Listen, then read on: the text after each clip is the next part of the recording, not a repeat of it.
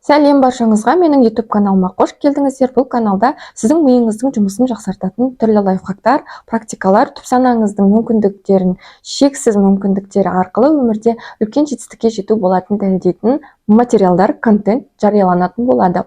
Подписаться басып, колокольчик басып, лайк басып, мені барынша қолдасаңыздар екен. Нейробиолог айтады, дәл осы видеода айтылатын ақпарат сіз өміріңізге енгізсеңіз, 7 күннің ішінде мықты результат болады дейді. Былай деп түсіндіреді ол, біздің көбіміз үнемі шаршаңқы күйде жүреміз. Неге? Өйткені біз күннің көзіне аз шығамыз. Қазіргі таңда адамдардың жаппай дерті үнемі шаршап жүреді, ұйқы қанбайды. Адам негізгі ақпаратты көзі арқылы алады. Қазіргі таңда адамдардың көру қабілеті, яғни көзінің көру қабілеті нашарлап жатыр. Яғни көзі нашар көретін адамдардың қатары күн сайын өсіп бара жатыр. Неге?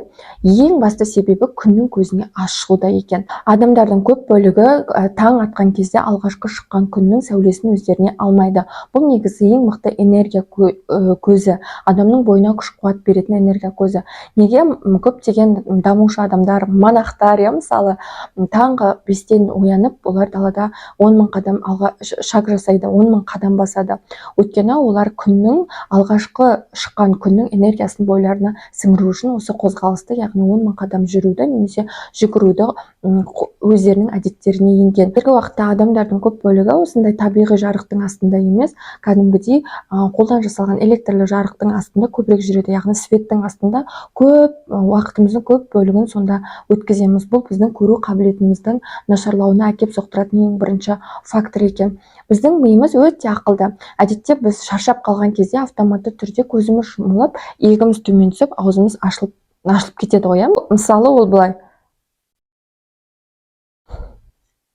Осындай біздің көзіміз жартылай жабылып, иегіміз түсіп, аузымыз ашылып кеткен кезде миға бірден сигнал барады.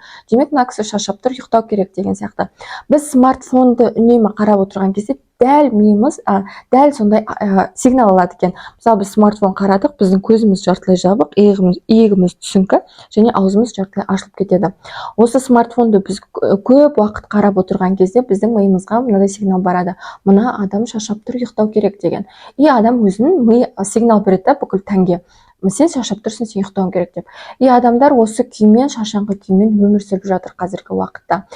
Мен компьютер мен телефоннан, смартфоннан мүлдем бас тарту керек деп айтып тұрған жоқпын. Бұл қазіргі біздің заманымызда мүмкін емес. Тек нейробиолог айтқан мына оп-оңай жаттығуды күн сайын бірнеше мәрте қайталап тұруға кеңес беремін. Жаттығу өте қарапайым орындалады. Ол үшін барынша мына көзді аспанға қаратып 15 секунд ұстау керек. Міне былай.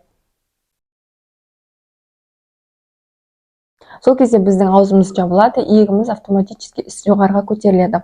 Бұл кезде біздің миымызға сергектік деген сигнал барады.